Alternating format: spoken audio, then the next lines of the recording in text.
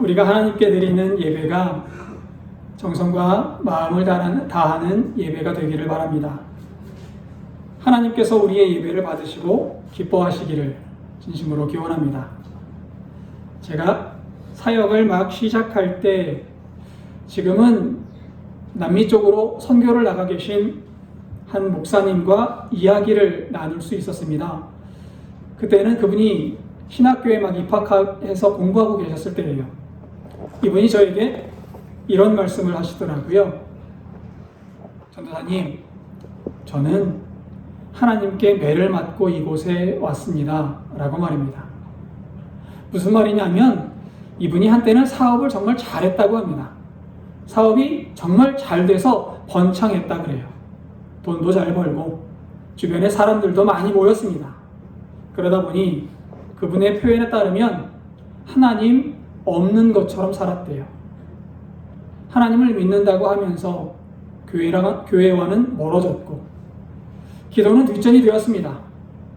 친구들과 유흥에 빠지는 날들이 많아졌습니다. 그렇게 흥청망청 세상의 유흥을 즐기면서 살았던 시간이 지나가고 사업이 기울기 시작합니다. 빚은 늘어나고 빚쟁이들에게 쫓기는 일까지 생겼습니다. 상황이 이러다 보니 주변에 있는 사람들이 하나 둘씩 떠나갑니다. 세상에 있는 재물도 남지 않았고 사람들도 남지 않았습니다. 아무것도 남지 않은 것처럼 느껴지더랍니다. 허망했답니다. 나쁜 생각까지 들었습니다. 그때 왜인지는 모르지만 하나님께서 부르시는 음성이 들리는 것 같았습니다. 그래서 사업을 정리하고 신학대학원에 들어왔습니다. 그리고 수업을 열심히 듣고 기도하고 또 공부하면서 지나온 시간을 돌아보곤 한다고 저에게 이야기를 해 주십니다. 그리고 이런 말씀을 하십니다. 저는 하나님을 피해 도망 다녔습니다. 하나님 없는 것처럼 살았고 세상의 아들로 살았습니다. 그러나 하나님은 결코 저를 포기하지 않으시더군요. 끝끝내 당신의 품으로 저를 불러주셨습니다. 저는 지금 그 은혜로 삽니다. 그 은혜가 아니었으면 저는 지금 이 자리에 있을 수 없었을 겁니다. 라고 말합니다. 어디 이 목사님뿐이겠습니까? 사람은 때로 하나님 없는 것처럼 삽니다. 때로는 하나님을 모르는 사람처럼 살기도 하지요. 사람은 그렇게 죄에 빠져가지만 하나님은 죄에 빠진 사람을 포기하지 않으십니다. 그렇게 시간이 지나다 보면 죄로 가득한 그 시간 속에도 하나님은 나를 포기하지 않으셨다는 사실이 깨달아지는 때가 오게 됩니다. 오늘 읽은 본문도 하나님을 배반하고 죄에 빠져 허우적대는 이스라엘을 결코 놓지 않으시는 하나님의 이야기입니다. 그리고 오늘 창립 105주년을 맞이한 우리 복길교회가 지나온 시간 역시 이 포기하지 않으시는 하나님의 은혜가 겹겹이 쌓여온 역사임을 고백할 수밖에 없습니다. 본문을 읽겠습니다. 2절입니다. 하늘이여 들으라, 땅이여 귀를 기울이라. 여호와께서 말씀하시기를 내가 자식을 양육하였거늘 그들이 나를 거역하였도다. 오늘 본문은 하나님께서 이스라엘을 재판하시는 모습입니다. 중앙에 하나님이 좌정하고 계시고 죄인석에 이스라엘이 상처투성이인 모습으로 앉아 있습니다. 증인석에는 하늘과 땅이 지금까지 보아온 이스라엘의 죄를 증언하고 있습니다. 이때 재판장이신 하나님께서 이스라엘의 죄목을 말씀하십니다. 하나님께서 이스라엘을 자녀로 양육하였지만 이스라엘은 부모님이신 하나님을 거역하였다. 거역한다라고 번역된 히브리어는 파샤라고 합니다. 파샤는 그냥 단순하게 말을 듣지 않는다라는 뜻이 아닙니다. 파샤는 배반한다, 반역한다라는 뜻이에요. 하나님께서 이스라엘과 계약을 맺으셨는데 이스라엘이 일방적으로 계약을 파기하고 하나님을 배반한 겁니다. 하나님은 애굽에서 종살이하던 이스라엘을 탈출시키셨고 이스라엘을 하나님의 백성으로 삼아 주셨습니다.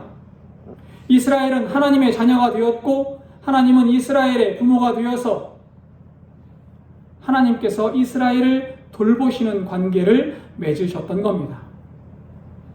하나님은 이스라엘을 충실히 돌보셨습니다. 종살이에서 해방시켜 주셨고 광야에서 돌보셨으며 가나안 땅으로 들어가 자유인으로 삼아 주셨습니다. 가나안 땅에서도 하나님은 이스라엘을 보호하시고 이스라엘의 복과 은혜를 충만히 허락하셨습니다. 하나님은 이스라엘의 어버이가 되셨던 겁니다. 그러나 이스라엘은 하나님을 배반했습니다. 하나님을 배반하고 하나님을 모르는 것처럼 살았습니다. 하나님 말씀에 순종하지 않습니다. 하나님을 거역하고 멀리합니다. 그래서 하나님께서 이스라엘을 재판하고 계신 겁니다. 3절도 읽겠습니다. 소는 그 임자를 알고 나귀는 그 주인의 구유를 알건만은 이스라엘은 알지 못하고 나의 백성은 깨닫지 못하는도다 하셨도다.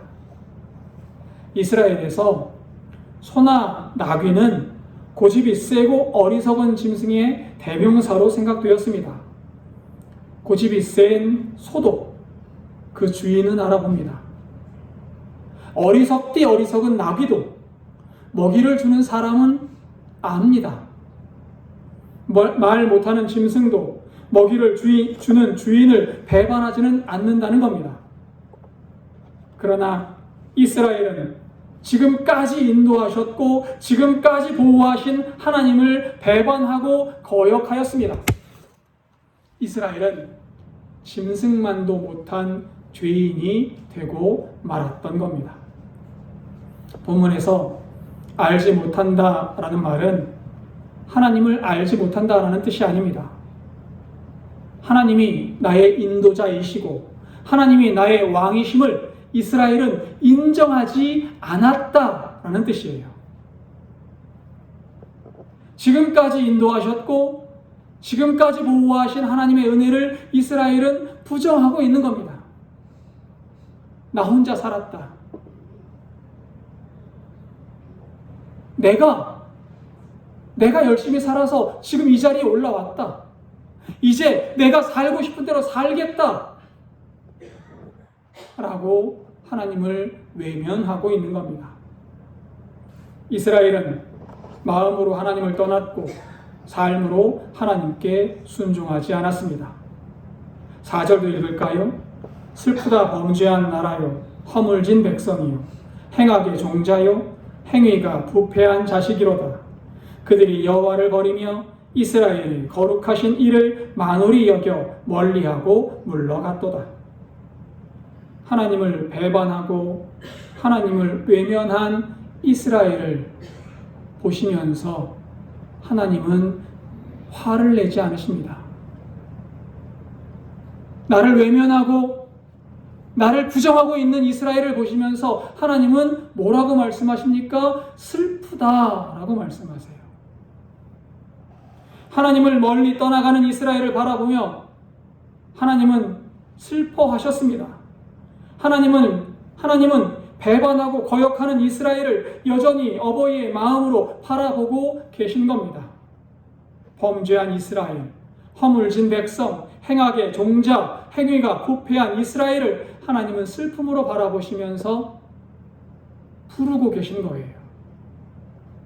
본문에서 이야기하는 허물진 백성이라는 말은 단순히 죄가 있다라는 뜻이 아닙니다. 날이 갈수록 죄를 더하는 사람들, 그 사람들을 허물진 백성이라고 말합니다.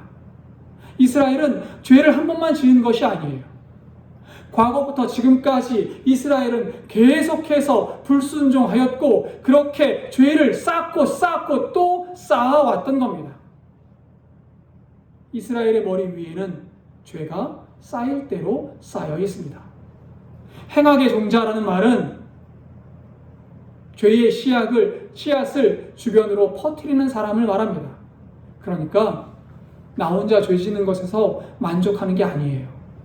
옆에 있는 사람도 죄 짓게 하고, 옆에 있는 사람도 하나님을 멀리하게 하고, 옆에 있는 사람도 하나님을 부정하게 만드는 사람. 그 사람이 누구라고요? 이스라엘입니다.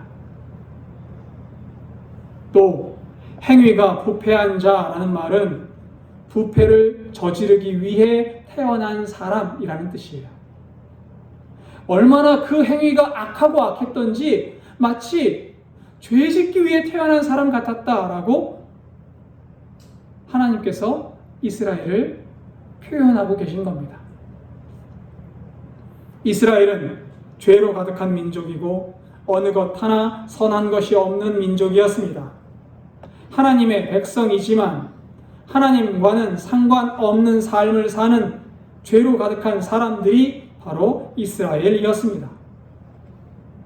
어쩌다가 이스라엘이 이렇게 되었을까요? 무엇이 이스라엘을 죄로 가득한 민족으로 만들었을까요? 이스라엘이 하나님을 버렸을 때, 이스라엘이 하나님을 만홀히 여겨 멀리 했을 때 이스라엘의 죄는 쌓여갔고 죄가 가득한 민족, 죄를 전하는 사람들이 되었던 겁니다. 만홀히 여기다 라고 번역된 히브리어는 나하츠라고 합니다. 가볍게 여긴다는 뜻이 아니에요. 본문에서 나하츠는 하나님을 고의적으로 무시한다 라는 의미를 가지고 있습니다. 이스라엘이 고의적으로 하나님을 무시했을 때, 하나님께서 이스라엘의 인도자이자 왕이심을 인정하지 않았을 때 이스라엘은 죄에 빠지게 되었던 겁니다. 어디 이스라엘 뿐이겠습니까?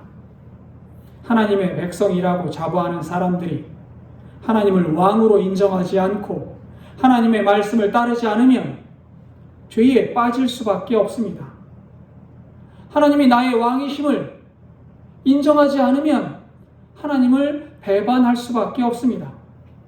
그리고 그 죄는 쌓이고 쌓여 도저히 감당할 수 없는 탑이 되어 갈 겁니다.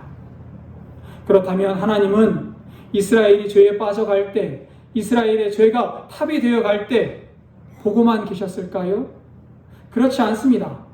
5절과 6절을 보겠습니다. 너희가 어찌하여 매를 더 맞으려고 패역을 거듭하느냐? 온 머리는 병들었고 온 마음은 피곤하였으며 발바닥에서 머리까지 성한 곳이 없이 상한 것과 터진 것과 새로 맞은 흔적뿐이거늘 그것을 짜며 싸매며 기름으로 부드럽게 함을 받지 못하였도다. 이스라엘의 죄가 쌓여갈 때 하나님은 이스라엘을 부르셨습니다. 징계하시고 벌을 주시고 때리시면서 이스라엘이 하나님께 다시 돌아오기를 바라고 또 바라셨습니다. 아니, 부르고 또 부르셨습니다. 하나님께서 이스라엘에게 내리신 징계는 이스라엘이 망하기를 바라고 주시는 징계가 아니었습니다. 하나님은 이스라엘이 고난을 겪고 환난을 당하고 깨닫기를 바라시면서 이스라엘을 징계하셨습니다.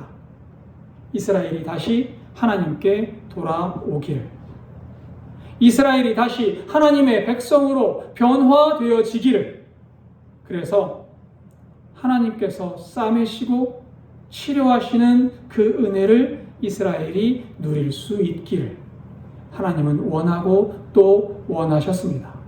그리고 이스라엘을 부르고 또 부르셨습니다.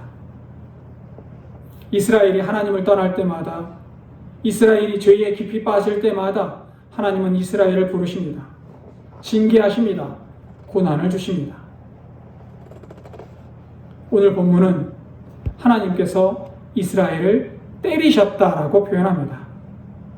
이스라엘이 얼마나 많은 죄에 빠졌는지, 하나님이 그때마다 이스라엘을 얼마나 간절히 부르셨는지, 이스라엘은 성한 곳이 없을 정도라고 본문은 기록합니다.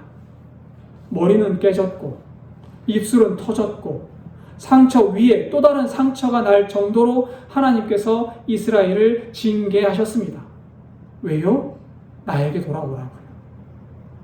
나의 품으로 돌아와서 은혜를 누리며 살라고 하나님은 이스라엘을 부르고 또 부르셨습니다. 이렇게 매를 맞고 징계를 당하고도 이스라엘은 하나님께 돌아오지 않았습니다. 하나님께 돌아오면 하나님께서 싸매시고 치료해 주실 텐데 이스라엘은 하나님을 외면하고 하나님을 멀리 했던 겁니다. 그 결과 7절과 8절입니다. 너희의 땅은 황폐하였고 너희의 성읍들은 불에 탔고 너희의 토지는 너희 목전에서 이방인에게 삼켜졌으며 이방인에게 파괴된 같이 황폐하였고 딸 시온은 포도원의 망대같이 참외밭의 원두막같이 애워싸인 성읍같이 겨우 남았도다. 이스라엘이 하나님을 멀리한 결과는 참담했습니다. 성읍은 불에 탔고 이스라엘 땅은 이방인들에게 침략을 당했습니다. 8절에 딸 시온이라는 말은 시온산 예루살렘을 가리키는 말입니다. 하나님의 사랑하는 시온, 예루살렘은 하나님의 징계를 받아 이방의 침략을 당합니다. 이방의 침략이 얼마나 모질었는지 모든 포도원이 황폐화되어져서 망대만 남은 것 같습니다. 참외밭은 망가지고 원두막만 남았습니다. 성읍은 원수에게 포위되어 언제 무너져도 이상하지 않을 지경에 이르렀습니다. 실제로 기원전 701년 아수르의 산헤립이 남유다를 침공해서 유다의 모든 영토를 유린하고 예루살렘을 포위해서 고립시킨 적이 있습니다. 사람들은 굶주렸고 이스라엘은 바람 앞에 등불같이 되었던 겁니다. 그럼에도 하나님은 이스라엘을 놓지 않으십니다. 9절입니다. 만군의 여호와께서 우리를 위하여 생존자를 조금 남겨두지 아니하셨다면 우리가 소돔 같고 고모라 같았으리로다. 오늘 본문의 핵심이자 죄인인 우리에게 주시는 가장 놀라운 메시지가 이 9절에 담겨 있습니다. 만약 하나님께서 공의의 잣대로만 이스라엘을 심판하셨다면 이스라엘은 죄악으로 말미암아 유황불로 완전히 멸망했던 소돔과 고모라처럼 흔적이 없이 사라졌을 겁니다. 이스라엘은 스스로를 구원할 어떠한 자격도 하나님 앞에 내세울 어떠한 의로움도 없었기 때문입니다. 그러나 하나님은 소돔과 고모라처럼 그들을 완전히 끝내지 않으셨습니다. 오늘 본문은 생존자를 조금 남겨두셨다라고 말합니다. 여기서 하나님께서 남겨두신 생존자, 즉 남은 자는 이스라엘이 남들보다 의롭거나 자격이 있어서 남겨진 것이 아닙니다.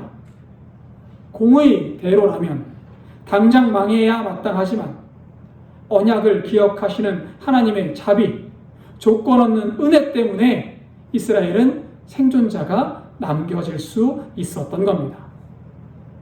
하나님의 눈에, 사람의 눈에 보기에는 모든 것이 불타버린 황폐한 그루터기 같을지라도 하나님은 소수의 남은 자를 통해 구원 역사를 계속 이어가실 겁니다. 우리가 아무리 죄에 빠져 허우적대고 있을지라도 하나님은 결코 우리를 버리지 않으신다는 겁니다. 하나님은 지금도 우리를 부르고 계십니다. 우리가 처음 나누었던 선교사님의 고백을 기억하십니까? 하나님을 잊은 채 세상 성공에 취해 살았고 하나님을 피해 도망쳤으며 매를 맞고 모든 것을 잃은 순간에도 하나님은 그분을 완전히 버리지 않으셨습니다. 끝까지 찾아오셔서 그 삶의 남은 자로 불러주시고 다시 세워주셨습니다. 이것이 바로 죄인에게 주시는 하나님의 은혜입니다. 우리가 오늘 이 자리에 나와 하나님을 예배할 수 있는 이유가 이것 때문입니다. 우리가 남들보다 더 거룩합니까? 우리가 죄가 없이 깨끗해서 하나님께 예배드릴 수 있습니까? 아닙니다. 소는 그 임자를 알고 나귀는 그 주인의 구유를 알아도 정작 나를 짓고 양육하신 하나님을 잊은 채 세상의 욕망을 따라 살아가는 모습이 바로 나의 모습, 우리의 모습이 아니겠습니까? 하나님이 때로 고난이라는 매를 들고 부르실 때조차 원망하고 불평하면서 하나님을 피하기에 급급한 모습이 우리의 모습 아니었습니까? 만약 하나님이 우리의 죄와 허물대로만 갚으셨다면 우리는 벌써 소돔과 고모라처럼 멸망해서 이 자리에 존재조차 할 수 없었을 겁니다. 그러나 하나님은 우리를 포기하지 않으셨습니다. 독생자 예수 그리스도를 이 땅에 보내셔서 십자가에 피 흘리게 하심으로 매맞아 상하고 터진 우리의 허물을 다 덮어주셨습니다. 완전히 망할 수밖에 없는 우리를 위해서 예수 그리스도라는 은혜의 그루터기를 남겨두셨고 마침내 우리를 하나님의 자녀로 다시 불러주셨습니다.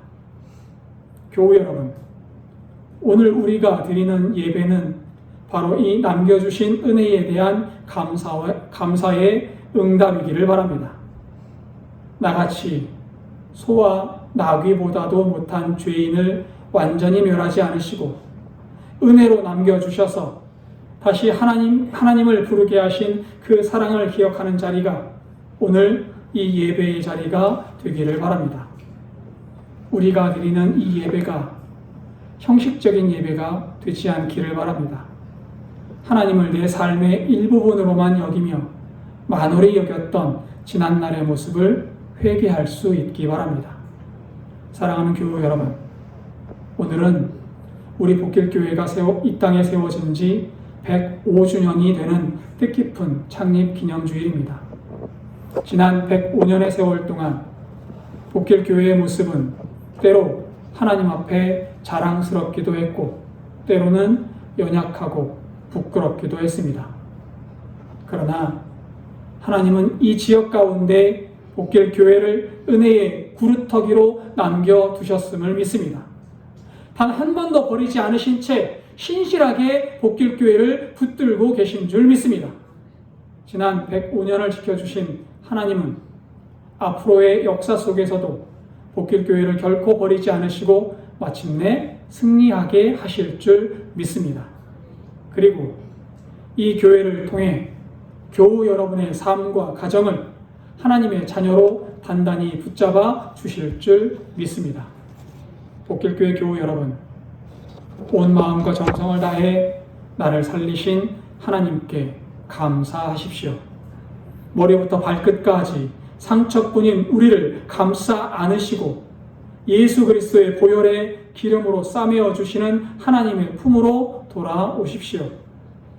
하나님은 지금도 상하고 터진 심령을 가지고 돌아오는 죄인을 기다리고 계십니다. 오늘 드리는 이 예배를 통해 나를 포기하지 않으시는 하나님의 그 크신 은혜를 깊이 경험하시기를 바랍니다. 그리하여 그 은혜에 감사함으로 우리의 삶 전체를 하나님이 기뻐하시는 거룩한 산 제물로 드리는 진정한 예배자가 다 되시기를 주님의 이름으로 축원합니다. 기도하겠습니다.